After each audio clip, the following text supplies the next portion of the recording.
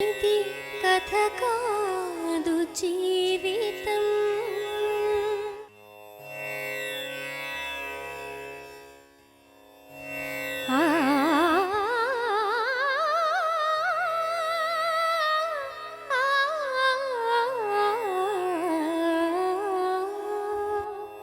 ఇది కథ కాదు జీవితం.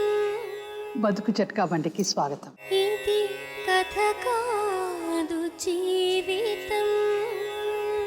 తాగుడికి బానిస హింసించే భర్త వల్ల విసిగిపోయిన ఒక భార్య ఆవేదన ఈ రోజు బతుకు జట్కా బండిలో. ఈమె పేరు శారద. శారదకు కురుమూర్తితో పెళ్లై 20 ఏళ్లు దాటింది.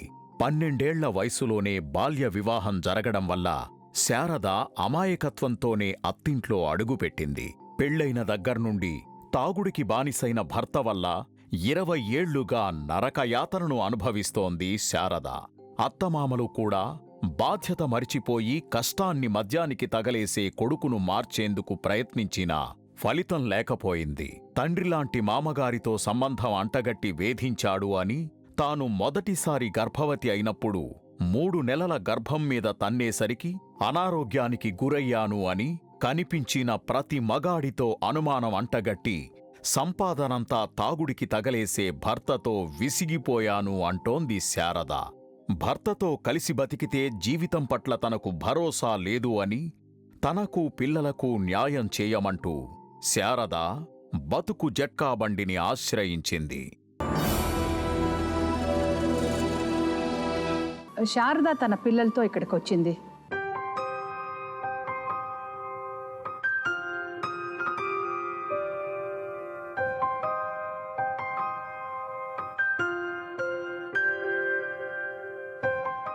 మీ పేరమ్మా? శారద. శారద. పాప నీ పేరేంటి? పూజ. పూజ. చదువుతున్నావా? స్కూల్కి వెళ్ళట్లేదు? అసలు వెళ్ళావా స్కూల్కి? వెళ్ళాను, 5 వరకే చదివాను. అబ్బతే లేకుండే. 5వ క్లాస్ వరకు చదివావా? నీకు ఒకే కూతురా? ఒకటే, 2 బాబులు. 2 బాబులు ఉన్నారా? ఇప్పుడు నువ్వేం చేస్తావు? ఇంట్లోనే ఉంటావా? అమ్మ ఇంట్లో ఉండి మిషన్ కుట్టుకుంటూ ఉంటా, అమ్మకు సహాయం చేసుకుంటుంటా. అమ్మకు సహాయం చేస్తూ ఉంటావు. సరే శారదమ్మ చెప్పండి. మేడం రోజు తాగుతాడు, టార్చర్ పెడతా ఉంటాడు మేడం. అసలు ఇంట్లో ఏం సంసారం పట్టించుకోడు. తాగుతాడు, ఎప్పుడు 24 గంటలు దాని మీదే ఉంటాడు. అసలు సంసారం పిల్లలు అని అన్నాడు. నేను పొద్దంతా తిరిగి కూరగాయలు అమ్ముకొని వస్తే మళ్ళీ వీళ్ళతోనే మాట్లాడతావు, వాళ్ళతోనే మాట్లాడతావు, ఇక బలమైన ఉంచుకున్నావు, అందుకే దందా చేస్తున్నావు అని మాట్లాడతాడు. నేను దాని మీదే పోషించుకుంటాను, నలుగురిని పోషించుకుంటూ వస్తున్నా. అసలు 4 సంవత్సరాల నుంచి ₹1 అంటే ఇస్తలేడు ఇంట్లోకు. ఇంకెప్పుడు టార్చర్ పెడుతుంటాడు, పిల్లలను కొడుతుంటాడు, నన్ను కొడుతుంటాడు, అంటాడు గుడిసె కాల్స్తా అని అంటాడు. ఇవన్నీ చేస్తాడు మేడం. ఇప్పుడు మీరందరూ కలిసి ఉంటున్నారా? కలిసి ఉంటాం. ఎవరెవరు? మా ఆయన, నేను, పిల్లలు అందరం కలిసి. మీ అత్త మామ ఉన్నారా?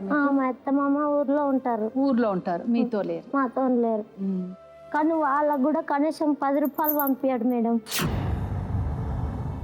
అసలు ఇంట్లో చూడాడు, వాళ్ళ అమ్మ నాన్న కూడా చూడాడు. ఇంకా నేనేమన్నా వాళ్ళకి ఇస్తుంటా అప్పుడప్పుడు. ఏది పట్టించుకోడు ఇంట్లో అస్సలు. ఎప్పుడు 24 గంటలు దాని మీదే ఉంటాడు, మందు మీదే. ఇంతకుముందు 2 అమ్మాయిలతో తిరిగితే అప్పుడు పట్టుకొని ఇంకా తిడితే ఇంకేమనలేదు. ఇంకా మళ్ళీ ఇప్పుడు నువ్వు చేస్తున్నావు నా మీదే టార్చర్. ఎందుకు ఏడుస్తున్నావు?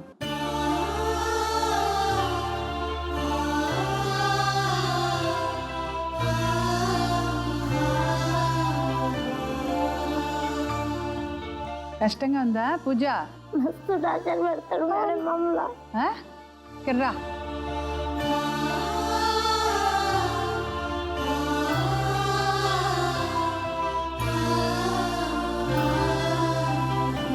టార్చర్ పెడతాడు. ఊరుకోండి మీకు బరుగు అవుతుంది అని అంటాడు ఊకే మిమ్మల్ని. ఓసారి నెత్తిన కొట్టిండు, ఇక్కడ కొట్టిండు.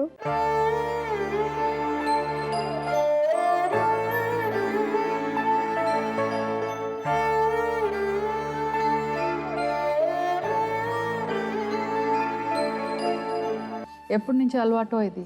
అంత ముందు పెళ్లి కాక ముందు నుంచి ఉన్నది, మామూలుగా తాగుతున్నాడు.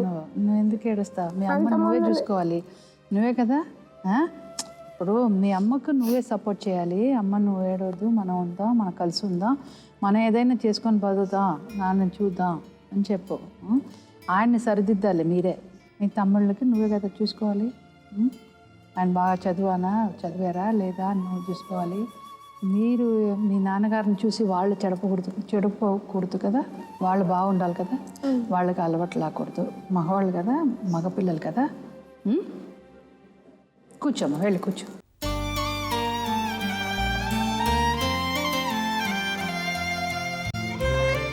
చెప్పండి. నాకు న్యాయం చేయి, నాకే డాక్టర్లు కాదా మేడం. పాప పెళ్ళికి ఉంది, నా వద్ద ₹1 లేదు. ఇప్పుడు వాళ్ళ అమ్మనైనా ₹1,00,000 వంచిస్తే అప్పులు కట్టుకుంటూ వచ్చిన. పాప పెద్దగా అయితే ఆ అప్పు అయితే కూడా కట్టుకుంటూ వచ్చిన. ఆయన ₹1,00,000 ఎందుకు ₹1,00,000 అప్పు పెట్టాడు? నాకు తెలియదు మేడం ఆ సంగతి. అప్పుడు నాకు అంత తెలియదు.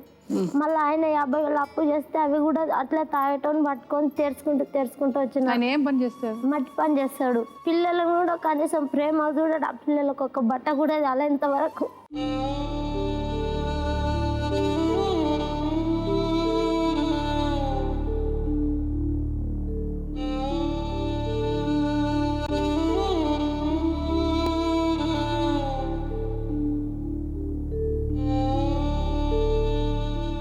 ఇంత నవ్వుతున్నావు అంత నవ్వుతున్నావు. ఇప్పుడు లేడీస్ అయినప్పుడు లేడీస్తో కూడా మాట్లాడొద్దా? లేడీస్తో మాట్లాడితే ఏం మాట్లాడినావు అని అంటాడు. ఏది మంచి చెడ్డది ఏదో మాట్లాడుకున్నా కూడా ఏం మాట్లాడుతున్నావు, ఆయన ఎందుకు వచ్చింది అని మాట్లాడతాడు మేడం. ఎందుకు ఏగిస్తున్నావు, ఎవరు పోస్తారు నీకు గంజి? మీ అమ్మ మీ నాయన దగ్గరకు వెళ్ళు, ఆడ పోస్తారు సాకుతో. పెంచుకున్నారు, ఇప్పుడు దాకలేరా? ఇప్పుడు నా మేడ కడ్డ అట్లా అని గలీజ్ మాటలు కూడా తిట్టినాం మేడం. నాకు తప్పు ఉంది, నాది కూడా. మస్తు టార్చర్ పడతాను, మస్తు తిడతాడు మేడం. తాగి వస్తే ఏం మాట్లాడింది కూడా ఆయనకు అర్థం కాదు. ఎప్పుడు 24 గంటలు దాని మీదే ఉంటాడు. అస్సలు ఏం పట్టించుకోడు, ఇంట్లో పట్టించుకోడు. ఆడి మంచి ఎన్ని రోజులంటే చెయ్యాలి. నాకు ఇప్పుడు అవసరం లేదు. నేను ఎన్ని రోజులు అంటే చేస్తుంటే నువ్వు మళ్ళీ నేనే అన్నం పెట్టి నేనే పోషిస్తుంటే నువ్వు మళ్ళీ టార్చర్లు పెడుతుంటే నేను భరించలేను. పెళ్ళి అయినప్పటి నుంచి ఇంతేనా? పెళ్ళి అయినప్పుడు కూడా ఇంకా అట్లే టార్చర్ పెడుతున్నా కానీ నాకు అప్పుడు అంతా పూర్తి తెలియదు. మళ్ళీ ఇంకా నాన్ననే ఎవరింటికి పోదు, కొట్టిన వాళ్ళే తిట్టిన వాళ్ళని వాళ్ళ దగ్గరే ఉన్నాం మేడం. ఇంకా అట్లా ఇంకిప్పటికీ ఇంకెక్కువనే టార్చర్ అవుతుంది. మస్తు ఈ పాప కడుపులో ఉన్నప్పుడు కడుపుకెడి తంతే బెడ్ వెళ్ళింది. 3 నెలలు పాప. వాళ్ళ నాయనకు నీళ్ళు కాబట్టి పోస్తే ఆయన కాడే వండుకొని ఉన్నావు. ఆయనకు నీళ్ళు కాబట్టి పోసినావుగా. ఆడ అన్నం మనుషులు ఉంటేనే అన్నం ఎక్కువ పెడతారు, మనుషులు లేకపోతే చల్లుతారని అన్నం తక్కువ పెడతారు మేడం. అయితే ఇట్లా రాత్రిపూట తిరిగి వచ్చి ఇంకా అన్నం చల్లలే అంటున్నా. అన్నం చల్లలే అంటే ఎట్లా, ఇన్ని ఉండి తినాలి, ఏం తిరుగుడనే ఏం కథలా అన్న. ఈ మాటకే ఈ బట్టలు మొత్తం ఊడిపోయేటట్లు ముఖం మీద పడ్డాయి. అంత గలీజ్గా అయ్యేటట్లు కొట్టింది మేడం. మొత్తం బట్టలు గలీజ్గా అయ్యేటట్లు.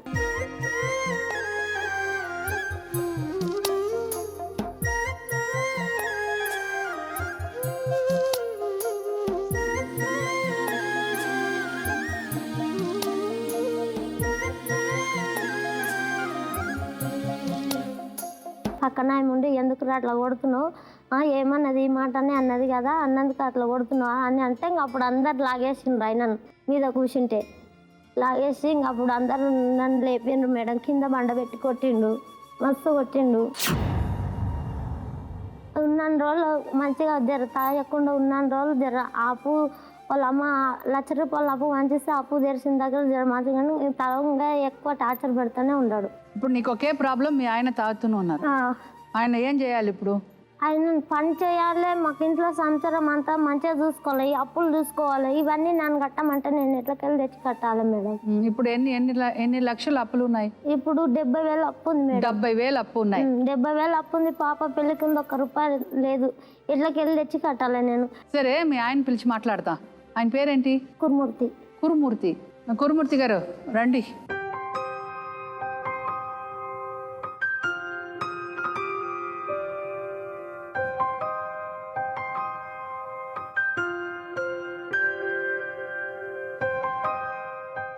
చెప్పండి ఏం జరిగింది?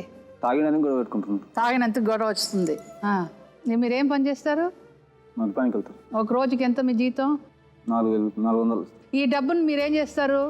ఇంకేం చేస్తాం? 400 వస్తుంది.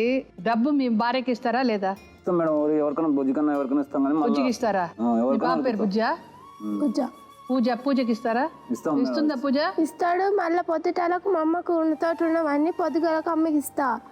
మేము డబ్బులు ఇవ్వమని మళ్ళీ పొద్దున్నే అడుగుతాడు. ఇంకా అడిగితే నువ్వు ఇచ్చింది వేస్ట్ అని నేను అంటే కానీ మళ్ళీ అమ్మ డబ్బులు అడుగుతున్నాను నేనంటే ఇంకా నాకు తెలియదు అని ఇచ్చేస్తాడు మొత్తం డబ్బులే. మళ్ళీ ఇస్తాడు. ఇచ్చిన తెల్లారే అడుగుతాడు. ఇచ్చినా కూడా మాతోనే ఉంచాడు. మిమ్మల్ని కొడతారా? కొడతాడు కూడా. ఇగో ఈ దెబ్బలు ఆయన కొట్టిన వేస్తాడు. ఇవి ఆయన కొట్టినవి. ఒక మాట మాట్లాడితే 10 మాటలు మాట్లాడతాం మేడం. మాట్లాడతారయ్యా, మీరు తాగి వస్తారు అందుకే మాట్లాడుతుంది. తప్పేంటి? నువ్వు కరెక్ట్గా ఉన్నావా? ఫస్ట్ నువ్వు కరెక్ట్గా ఉన్నావా? ఇప్పుడు మీ పాపకి ఇంకొక 2 సంవత్సరం అయితే పెళ్లి చేయాలి. పెళ్లి చేయాలా కదా? అప్పుడు ఎవరు డబ్బు ఇస్తారు? పెళ్లి చేయవా నువ్వు? అలాగే ఉంచేస్తావా? మీ ఇంట్లోనే పని మనిషిలాగా ఉంచేస్తావా? ఉంచేవు కదా, మరి ఆ డబ్బని నువ్వు దాచిపెట్టాలి కదా మీ కూతురు గురించి. మీ అమ్మాయిని కొట్టావంట కదా, ఎందుకు కొడతావు? అమ్మాయిని కొట్టడం నీకేంటి ఉంది? ఇది అర్హత ఉంది?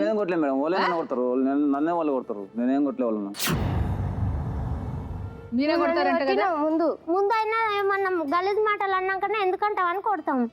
మాటలు అంటేనే కొడతాం. ఉట్టిగా ఎట్లా కొడతాం? నువ్వు ఉట్టిగా మాకు పని లెక్క కొడతామా? ఎప్పుడన్నా తెచ్చినావా? పండుగల కానీ దేనికే కానీ వాళ్ళమ్మ నాయన వచ్చినా కానీ ఏదన్నా తెచ్చిపెట్టిండా? ఇంట్లో బియ్యం ఉన్న అమ్ముకుంటాడు. ఇంట్లో పక్కన వాళ్ళ సామాను ఉన్న అమ్ముకుంటా. అందరితోనే నేను మాటలు వాడాలి ఆయన గురించి. ఇంకా నేను బియ్యం తెచ్చి పెడుతుంటే ఇంట్లో బియ్యం అమ్ముతాడు. తీసుకుపోయి బయట అమ్ముకొని మందు అవుతాడు. సిగ్గులేదు ఇదంతా నీకు? ఒక తండ్రిగా ఒక కూతుర్ని బాగా చూసుకోవాలి, కొడుకుని బాగా చూసుకోవాలి, అదన్నీ లేదు. ఎవరి ప్రేమ లేదు మేడం. ఆయనకు తాగుడు ఉండాలి, కమ్మ తిండి ఉండాలి, పండు ఉండాలి, అంతే. ఆయనకు ఏం ప్రేమ లేదు, సంసారం పిక్కర్లేదు. అన్ని నేనే చూడాలంటే పాప ముఖం చూడు, మీ పూజ ముఖం చూడు. ఏది పట్టించుకున్నప్పుడు ఎందుకు ఇసంటి భర్త ఉండేది నాకు? నా రెక్కల మీద బతకనికేనా? మస్తు దొంగతనాలు చేస్తాడు ఇంట్లో. పైసా మూడేసి నేను గల్లబుడ్లు వేసి పెడితే గల్లబుడ్డి వాళ్ళ కొట్టి మొత్తం దాగేసిండు. సిగ్గులేదయ్యా నీకు వాళ్ళకి చేయడం? ఒంటి మీద బట్ట లేకున్నా కూడా కొట్టినా కూడా నేను వార్చుకొని చేస్తున్నా. నాకు అమ్మనైనా లేరని.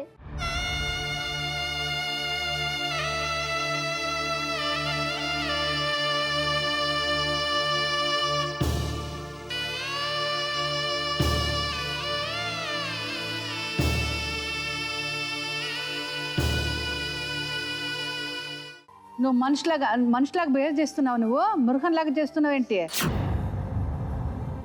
ఇప్పుడు నుంచి చాలు. ఇప్పుడు ఈ రోజు నుంచి ఆయనకు ఉంది మనకి క్లాస్ తీస్తాం. నాకు వద్దు, అసలు పడుతుందో నేను ఏగలేను. అలా కాదు, అలా చెప్తే ఎలాగా?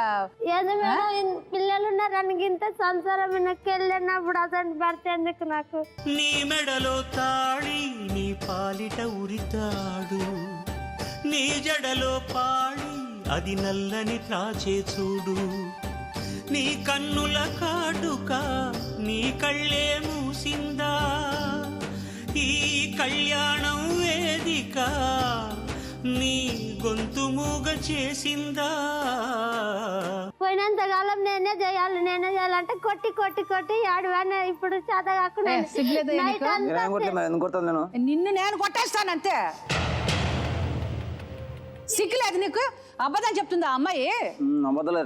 అబద్ధాలు చెప్తున్నా. తిరిగి తిరిగి వస్తాయి, కాళ్ళు పట్టుకపోతాయి మేడం. రాత్రి పూట ఏడుపు వస్తుంది. ఏంటి? ఎవరు చేసుకోమన్నా అంటాడు. బాగా ఉన్నావు, నువ్వు ఉంచుకున్నందుకే దందా చేస్తున్నావు. ఉన్నాను ఉంచుకున్నందుకే దంద చేస్తున్నాను ఎప్పుడో మాట్లాడలే తాగినప్పుడల్లా మాటలు సిగ్గులేదే నీకు అలా అంటున్నావా? మేము అట్లా మాట్లాడలేదు మాట్లాడింది నువ్వు చూసావా? నువ్వు పట్టాల్సింది ఉంచుకుంటే నువ్వు ఎందుకు తమ్ముడు వచ్చి చెప్తే పట్టలేదు? ఆ మాటలు మాట్లాడి మా బావ వచ్చి చెప్తే మీ బావనే చేసుకొని ఉన్నావు నన్ను ఎందుకు చేసుకున్నావు అని మాట్లాడండి. నీ అమ్మ నన్ను బాగా చూసుకుంటావా? నేనే చూసుకున్నాను. నువ్వే చూసుకు ఆ? ఆమెనే చూసుకుంటాను, నేనే చూసుకుంటాను. ఆమెనే మిమ్మల్ని చూసుకుంటుంది. ఒక కన్న తల్లికి ఎవరికి బాధ్యత? ఒక కన్న తల్లి తండ్రిని చూడ్డానికి ఎవరికి బాధ్యత? వాళ్ళకా నీకా? నాకే ఉండాలి. కొడుకుదా లేకపోతే కోడలుదా బాధ్యత? కొడుకాయమ్మ కోడలు నేను. ఓ నువ్వే ఒప్పుకుంటున్నావు ఆడదానిలాగా. తమాషా మాట్లాడుతున్నావు నువ్వు మన దగ్గర. ఆమె కొడుకు నేనే కోడలు అంటావేంటి? వాళ్ళు ఆమెనే మెచ్చుకుంటారు, నన్ను మెచ్చుకోరు. వాళ్ళే ఎందుకు మెచ్చుకుంటారు నిన్ను? నువ్వు రోజు తాగుతూ వస్తే ఎందుకయ్యా మెచ్చుకుంటారు? ఏ రోజైనా ఒక్క రోజైనా అడిగేవా వాళ్ళు బాగున్నారా, తిన్నారా, అమ్మాయి బాగుందా, పిల్లలు బాగున్నారా, నువ్వు పడుకున్నావా, తిన్నావా, ఏదైనా అడిగేవా మీ భార్యని? మీ అమ్మ నన్ను అడిగేవా? ఎవరినైనా అడిగేవా నువ్వు?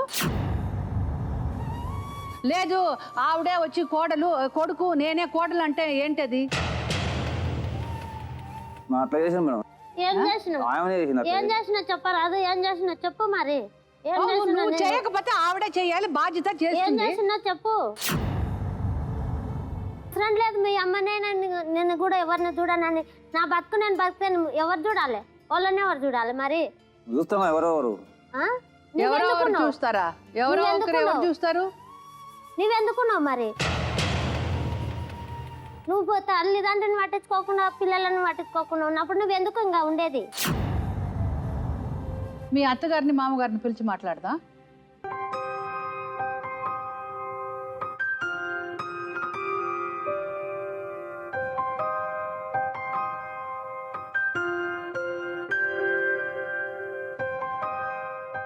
అమ్మా చెప్పండి, కురుమూర్తి గురించి చెప్పండి.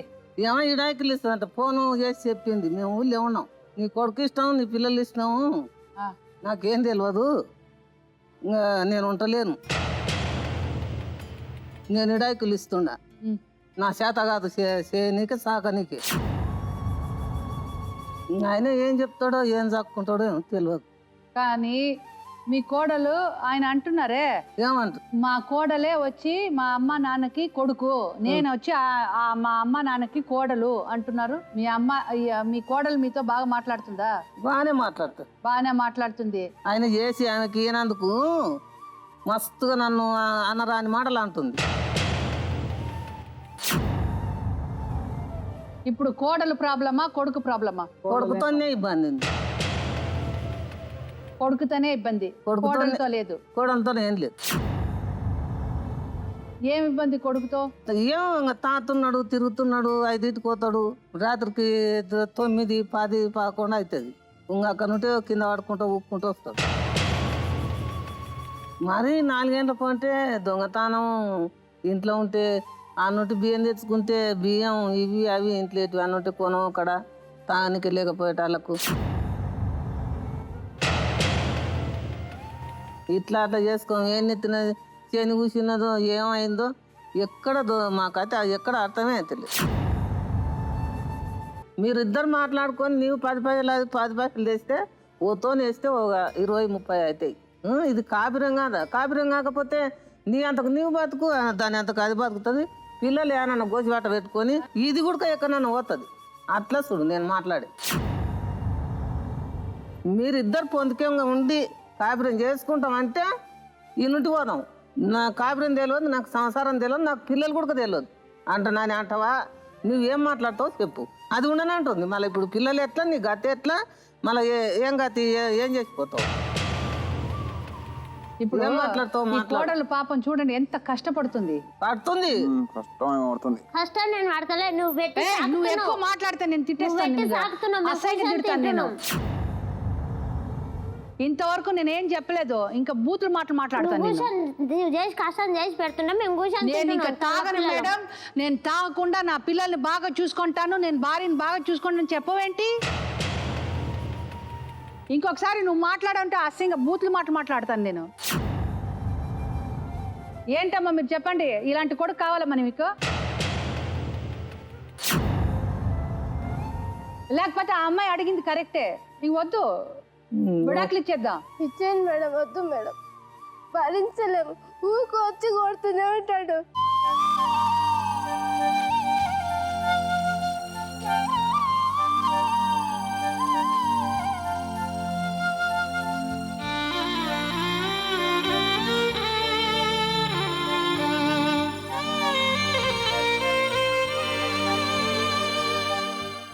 నీకు సిగ్గు లేదు, మీ కూతురే అంటుంది నాన్నగారు వద్దు అని.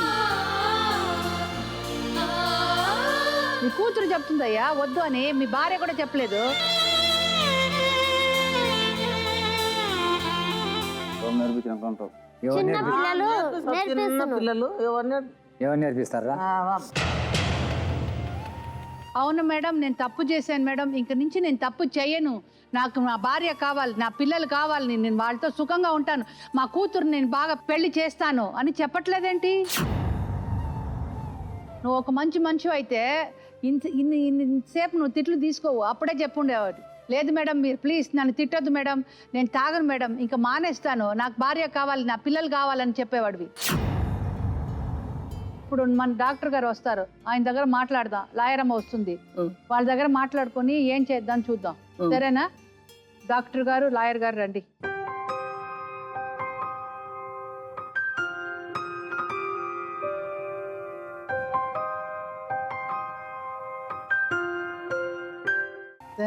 మేడం చెప్పండి మేడం, కురుమూర్తి గురించి చెప్పాలి అంటే బహుశా ఏంటంటే మనకి ఈ గంట ఎపిసోడ్ సరిపోదేమో, అంటే చాలాసేపు మాట్లాడవలసిన అవసరం ఉంటుంది. ఎందుకంటే ఇటువంటి వ్యక్తుల్ని ఎందుకు ఇలా చేస్తున్నారు అన్నది అర్థం చేసుకోవటం చాలా కష్టం.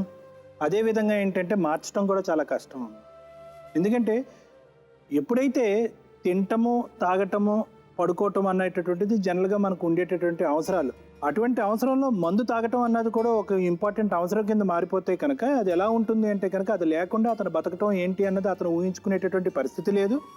మనం కూడా ఏంటంటే అతను ఎప్పటికైనా మారుతాడు అనేటటువంటి పగటి కళ్ళు కంటూ మనం జీవిస్తూ ఉండాలి. బహుశా శారద ఇంతకాలం ఆ అమ్మాయి చేసినటువంటిది ఇదే. ఒక స్త్రీకి ఇంత ఓపిక, ఓర్పు ఉండాలి కానీ, సహనం ఉండాలి కానీ, ఇంత ఓపిక, ఇంత ఓర్పు, ఇంత సహనం అన్నది పనికిరాని తనం అవుతుందమ్మా, అది తెలివి తక్కువతనం అవుతుంది. అంటే ఒక మనిషి, ఇటువంటి వ్యక్తిత్వం ఉన్నటువంటి మనిషి బహుశా 100 మంది పిల్లల్ని పోషించడంతో సమానం అని నేను అనుకుంటా. నువ్వు ఒకప్పుడు కానీ ఈ మనిషికి దూరంగా ఉంటే కనుక బహుశా ఈ పిల్లల యొక్క భవిష్యత్తు ఇంకా బాగా నిలబెట్టేదానిమేమో. నీ తల్లిదండ్రులు లేరు కాబట్టి ఇతనితో ఉన్నాను అని అంటున్నావు. ఇతను ఉండటం వల్ల నీకు వచ్చినటువంటి ఒరిగినటువంటి లాభం ఏంటమ్మా? మారేటటువంటి అవకాశం ఉండేటటువంటి ఏకైక వ్యక్తి నువ్వేనమ్మా. మార్పు అన్నది నీలో రావాలి. నీలాంటి వ్యక్తులు చాలామంది ఉంటారమ్మా సమాజంలో.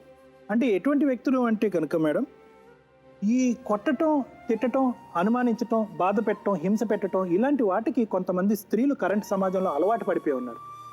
దీన్నే అబ్యూజ్ ఎడిక్షన్ అంటూ ఉంటాం. అంటే ఏంటంటే ఎలాగైతే అతను తాగుడు మానకుండా ఉండలేడో అలాగే కొన్ని ఈ జీవితం ఇలా గడుస్తూ ఉంటుంటే నీకేమనిపిస్తుంది అంటే కనుక అతను కొట్టని తిట్టని రోజు నువ్వు ఊహించుకోలేకపోతున్నావు, అతను తాగని రోజు నువ్వు ఊహించుకోలేకపోతున్నావు. అటువంటి రోజు ఎలా ఉంటుంది అన్నది నీకు అసలు కనిపించకుండా పోయింది. ఇటువంటి పరిస్థితుల్లో ఏంటంటే ఇది రివర్స్ సైకాలజీ అయిపోతుంది. అంటే రివర్స్ సైకాలజీ ఏంటంటే బహుశా అతను కొట్టకుండా, తిట్టకుండా, హింసించకుండా ఉంటే కనుక ఆ రోజు నువ్వు బతుకుండవేమో.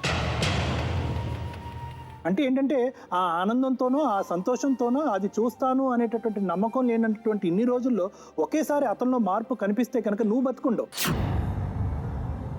అంటే అంత షాక్ గురవుతావు మానసికంగా.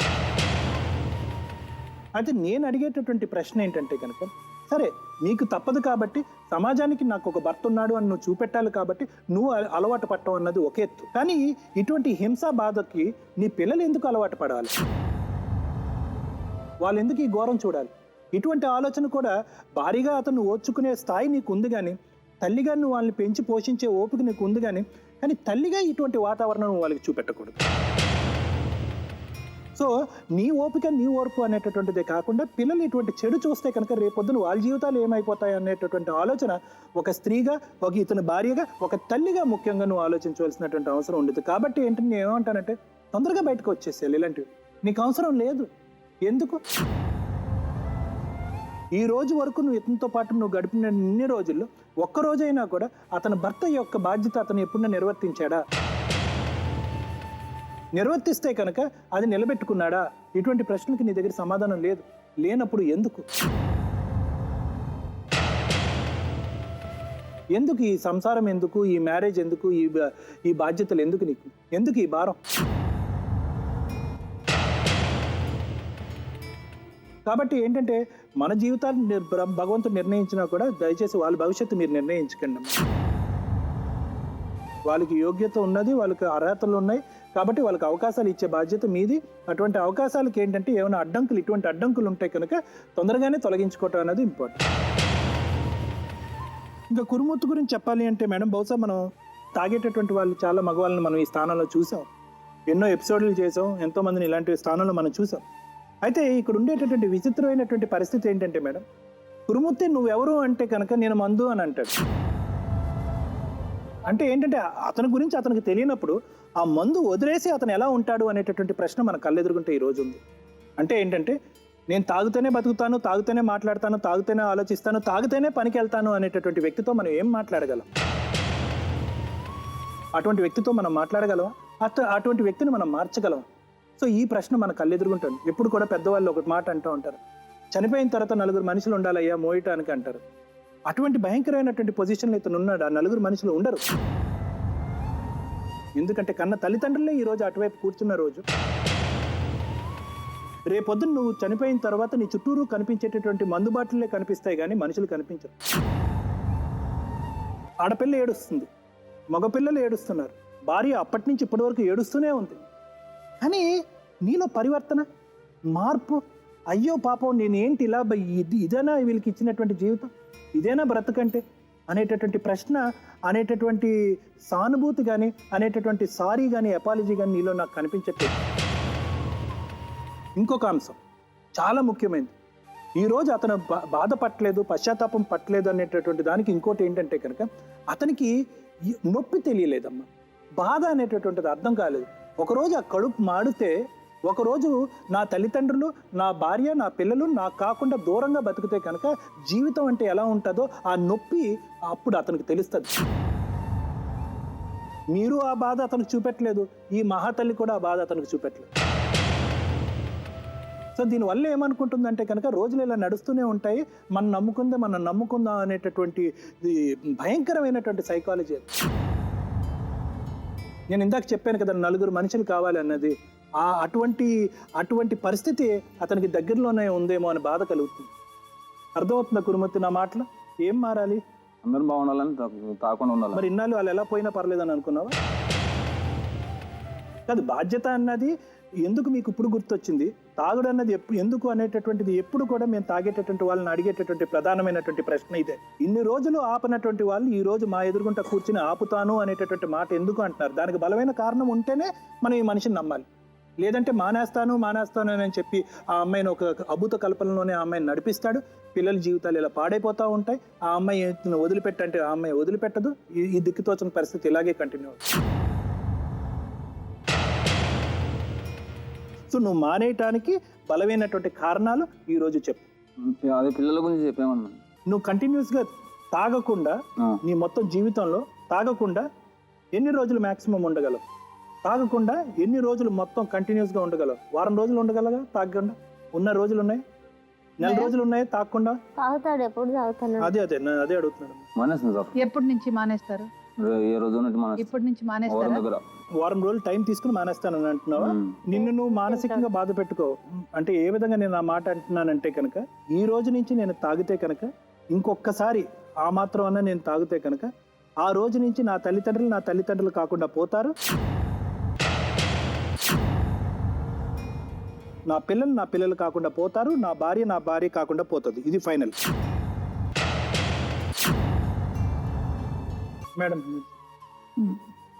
మేడం, మనము ఈ కురుమూర్తి లాంటి వాళ్ళని సొసైటీలో చాలా మందినే చూస్తుంటాం. ఎందుకంటే ఇలాంటి సంసారాలలో విడిపోవాలా, విడిపోతే నేను సొసైటీలో ఎలాంటి మళ్ళీ వేరే సమస్యలు నాకు వస్తాయి, సరే ఉంటే ఉంటాడు పోతే పోతాడులే ఉండనిలే అని చెప్పేసి ఇందాక డాక్టర్ గారు చెప్పినట్టు వాళ్ళని మీరు ఇండైరెక్ట్గా కూడా ఎంకరేజ్ చేయడం, అంటే వాళ్ళని ప్రోత్సహించడం మూలాన వాళ్ళకి ఒక భయము అనేది ఉండదు. లేదు. ఇంకొకటి ఏమైపోతుందంటే ఇట్లాంటి వాళ్ళని జనరల్గా ఏం చేస్తారంటే వాళ్ళకి ఏం చేస్తున్నారు అనే విచక్షణ జ్ఞానము కోల్పోయి వాళ్ళు భార్యలతోటి సంసారం చేసే పిల్లలతోటి వీళ్ళందరితోటి కూడా వాళ్ళు అలానే మాట్లాడతారు, వాళ్ళు అలానే ఉంటారు. మరి ఇట్లాంటి వాళ్ళకు మరి ఈ సమస్యకు పరిష్కారం ఏంటి అని అంటే ఒకటేనమ్మా, ఇది వీళ్ళకి మరి నాకు వద్దు, నాకు అక్కర్లేదు, ఇందాక నువ్వు ఒక మాట అన్నావు కదా, నాకు అక్కర్లేదు విడాకులు.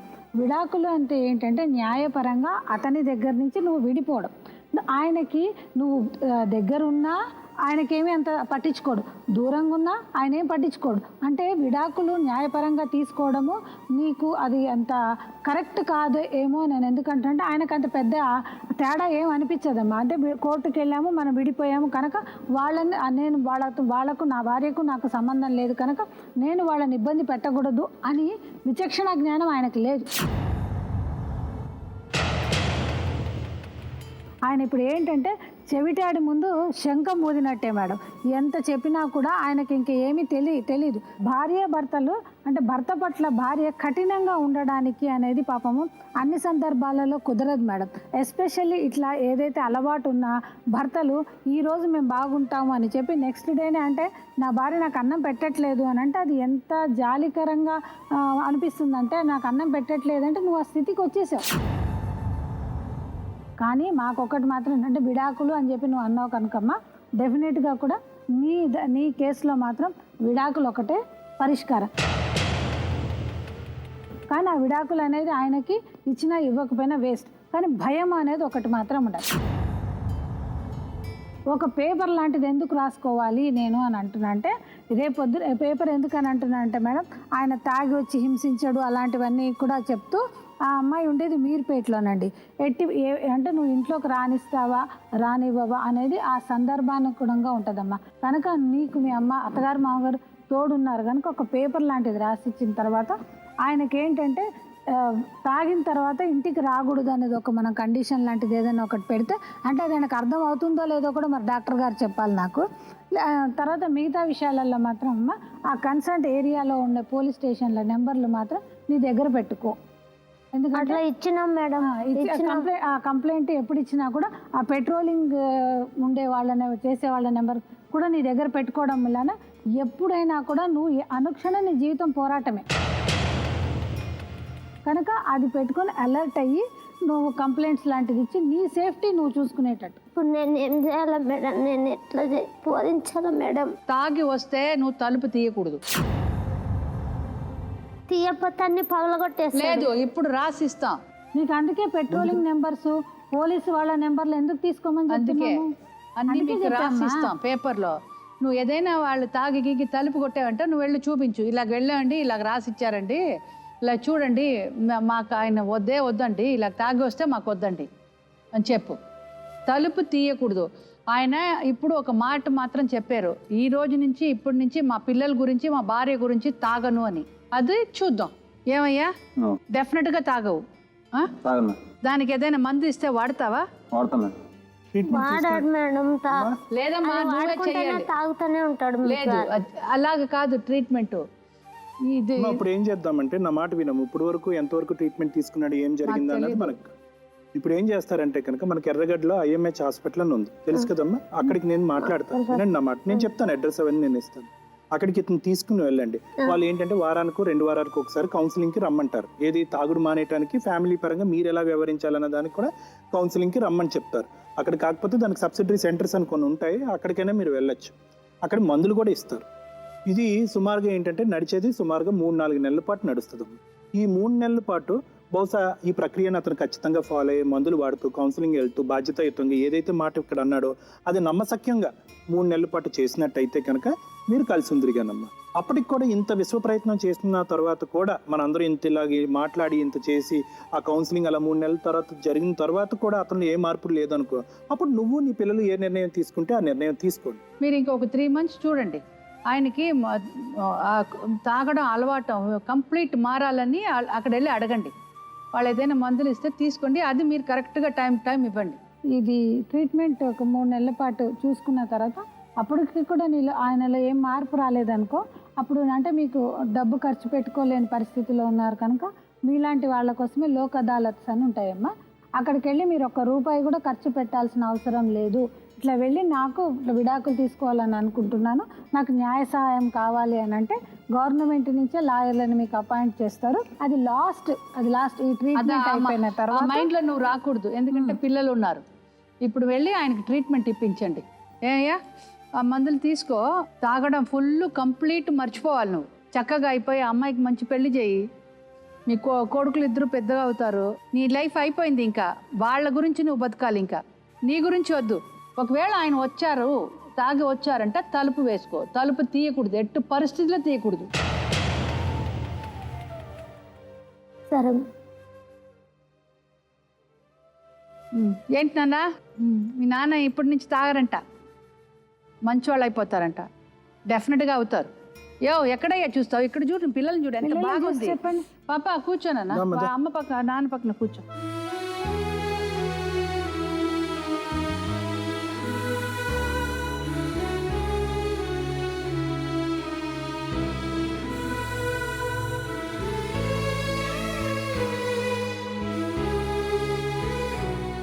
చెప్పు నీ మనసులో ఆవిడకి చెప్పు, నాకేం లేదు, ఆవిడ దగ్గర చెప్పు. చేయి తీసుకో. పూజ తాగమని ఒట్టేయమని మేడం, పిల్లల మీద ఒట్టేయమ్మా. ఇప్పటి నుంచి తాగనని ఒట్టేయమని, అట్లయితేనే మేము ఉంచుకుంటాం. అంతవరకు దగ్గర డెఫినెట్ గా తాగరమ్మా. చూడండి ఎంత చక్కగా ఉన్నారు పిల్లలు. ఏంటి రాము, తాగరు, బాగుంటారు, సరేనా? ఒకవేళ తాగి వచ్చారంటే తలుపు వేసుకోండి, తలుపు తీయద్దు మీరు, ఎంత కొట్టినా పర్వాలేదు. ఏడవద్దు పూజ, ఆయన తాగరు, ఆయన తాగరు. నువ్వు ఎందుకు ఏడుస్తావు? ఆయన బాగా పడిపోతానంటే ఏడుస్తావేంటి?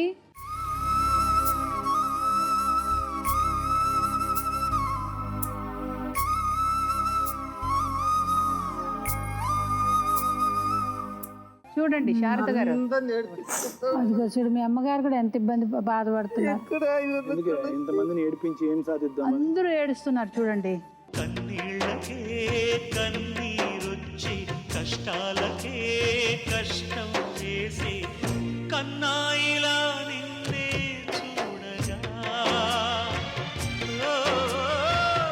అన్నీ నువ్వై భారం మోయగా. ప్రదీప్, అయ్యో ఇక్కడ మీ అమ్మ ఎలా అంటుందో.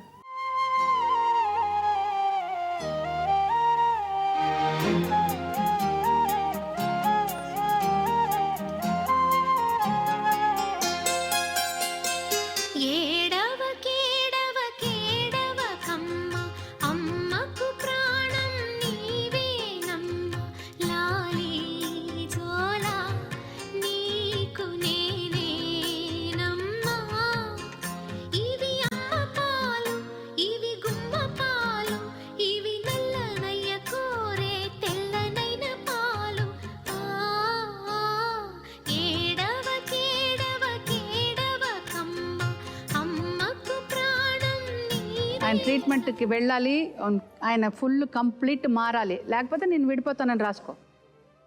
కలలుండని కడలేదని అడిగేందుకు తెలివుందా, కలలుండని కనులేవని నిత్యం నిదరోమంద, గతముందని గమనించని నడిరేయికి రేపుంద, గతితో చని గమనానికి గమ్యం అంటూ ఉందా, వలపేదో వల వేస్తుంది, వయసేమో అటు తోస్తుంది, గెలుపంటే ఏదో ఇంతవరకు వివరించే రుజువేముంది.